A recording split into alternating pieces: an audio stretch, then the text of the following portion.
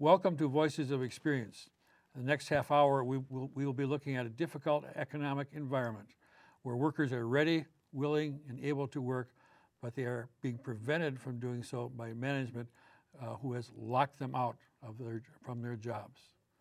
So players from the National Hockey League, the National Basketball Association, the National Football League have a lot in common with the musicians of the St. Paul Chamber Orchestra, tire workers in Ohio, the Minnesota Orchestra, and sugar beet processing workers in North Dakota and Minnesota. They've all been locked out from their job. I'm Dan Mikel, the President Emeritus of the Minnesota State Retiree Council, and I will serve as host for today's program. Joining us today are two guests, Carole Mason Smith, who is the chair of the musicians of the St. Paul Chamber Orchestra, and Bill Moore, who is the AFL-CIO labor liaison with the American Crystal Sugar Workers. Welcome to today's program. Thank you. Thanks, Dan. Glad to be here. Yeah, so let's get started with it. We have a big show. Let's get started with the first question. Carole, a lockout is a work stoppage, and a strike is a work stoppage. How are those two different?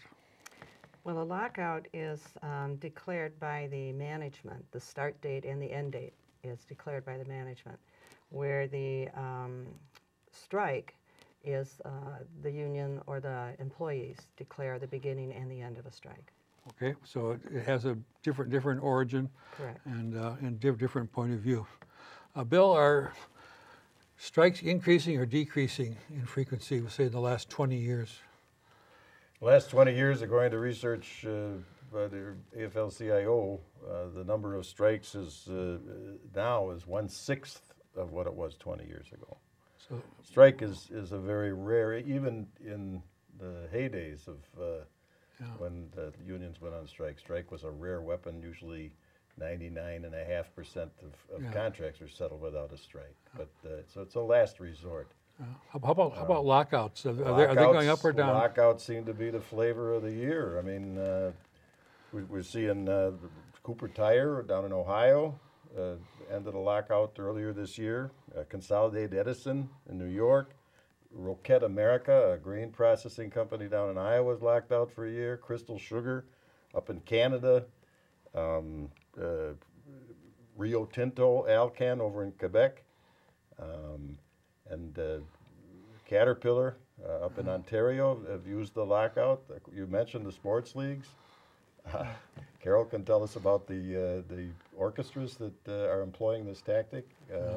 For some reason, employers seem to be taking up the lockout. Perhaps they can't force workers. Workers are too smart to go on strike in the current environment, so employers are taking the initiative. I don't know. As a teacher for 35 years, and I was teaching about the economy, I was hard put to give any example of a lockout. Yeah, and, no, it's something for the history and books. as you say, strikes were very rare, but a lockout was absolutely unheard of. And they're even on the other side of the world now. Qantas Airlines in Australia locked out its employees for a while. What do employers hope to gain by a lockout? Well, obviously, if you kick somebody off their job, you deprive them of their income or their health coverage, the tactic is to bring people to their knees and to starve workers out, and then to get whatever you want in the negotiations. It's a draconian tactic. And allows the workers very little option except to find, as people do, some kind of part-time work or even to move on to other jobs. But it really is it's sort of the atom bomb of the employer approaches to negotiations. Between an atom bomb and a siege. To surround, in effect, to starve people out. I mean, that's what it does. Carole, how long has the members of the St. Paul Chamber Orchestra been locked out? We've been locked out now, going into our 6th week. Wow. And Minnesota Orchestra musicians have been locked out for going into their 8th week now. So that's, Starting to get more desperate. More people are more concerned. There have been, as Bill mentioned, this has been a tactic in American symphony orchestras. There's been one strike in the last 2 years. There's been 6 lockouts in the last 2 years. And so obviously the managements are aware of what's going on throughout the industry and using that same technique.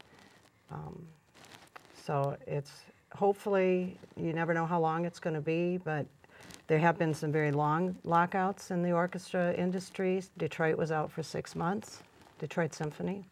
Yeah. And we're starting to wonder how long ours are going to be. Yeah. How about the American Crystal Sugar Workers? How long have they been out now, Bill? We're now in the 17th month, Dan.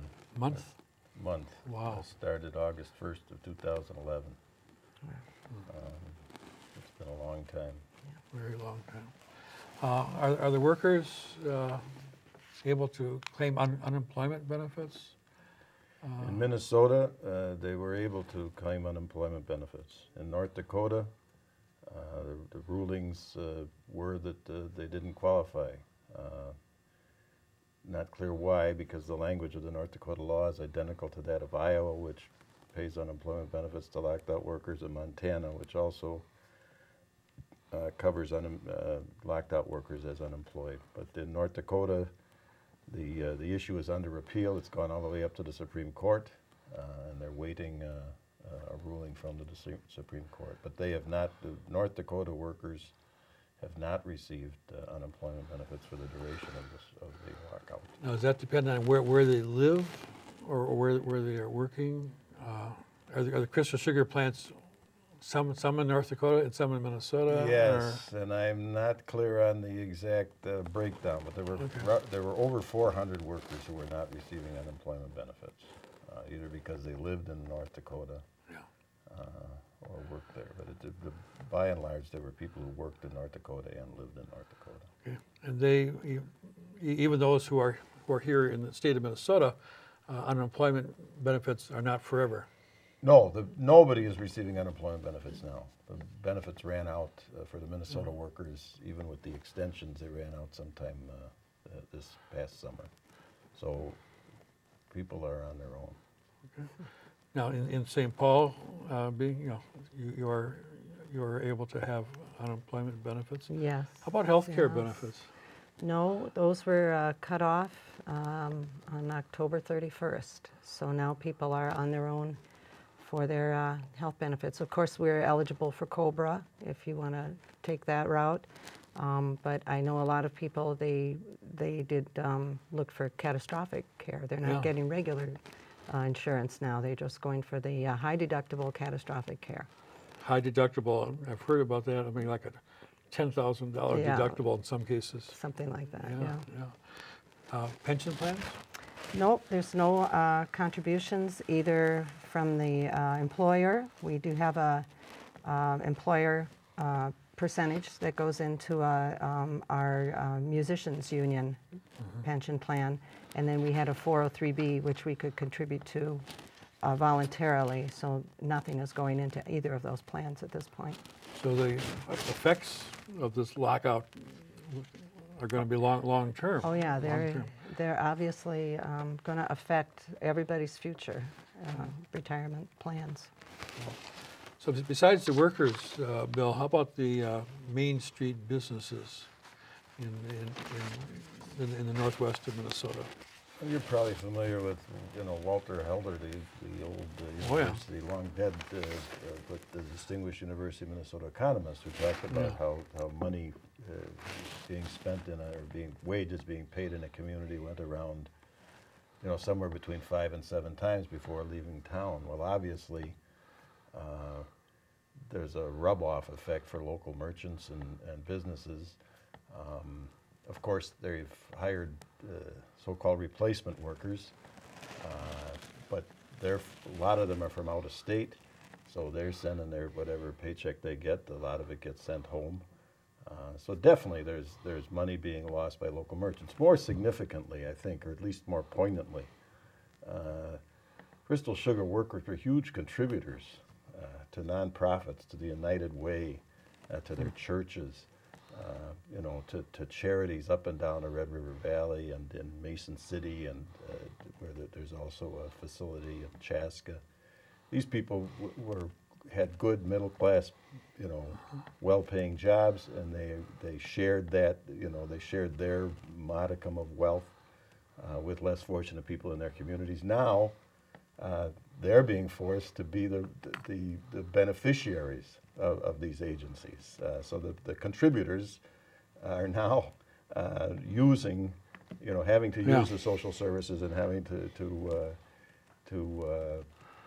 you know, make a claim on the benefits that are available through these charitable organizations. It's an irony. It's a sad thing. In the meantime, the organizations are losing those contributors who now no longer have an income to share. So, and the ironic thing is that the Crystal Sugar CEO, Dave Berg, is the chair of the Cass Clay United Way in Fargo Moorhead. Credited, of course, with all that his employees have been so generous with Crystal Sugar. So now he's enjoying the chairmanship of the organization that is now losing Crystal Sugar contributions because, of course, the workers are locked out. So it's sad. And the longer it goes on, the more the claims on county, on you know, taxpayer-funded resources, you know, county social services, the services provided by nonprofits, all of those are struggling to meet the needs of the locked out workers. And now, that doesn't even get into health care. No, or kids who want to go to college, right? Or technical school or whatever. Right. No, the lives of hundreds of families have just been put on hold by this. Now I can easily visualize, you know, a main street in northwestern Minnesota. How about St. Paul? What kind of business effect is there on the locked out musicians because of them being locked out? Well, we have the same consequences. Bill mentioned these are good middle-class jobs, and they've been, because they've been stopped, we musicians donate to all the same causes, our churches and our nonprofits and so on.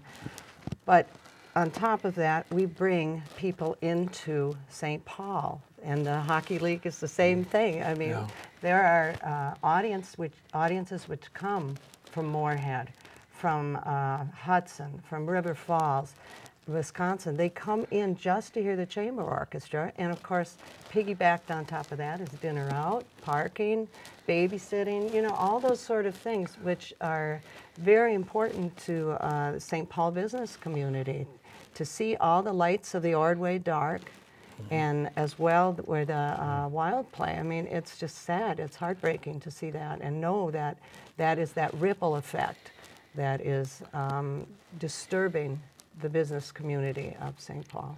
You mentioned the Ordway as your home base, and that's very easy to visualize. Also, what happens to the music-loving public? What does management, or how does management consider their customers? You know, those who are paying tickets to hear you play. Well, I think they'll refund your money at this point, but... I actually got a call. They said I could have a refund of my ticket, or I can contribute it to the orchestra. I said, I'll take the money and I'll contribute it to the musicians. Yes.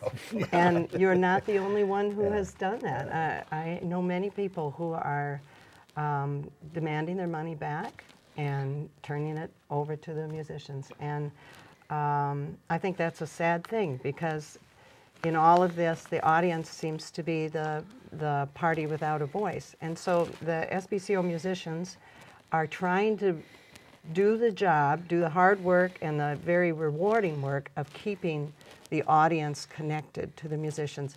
We had a wonderful concert yesterday at Wayzata Community Church. It sold out the house. It was a benefit concert for the musicians.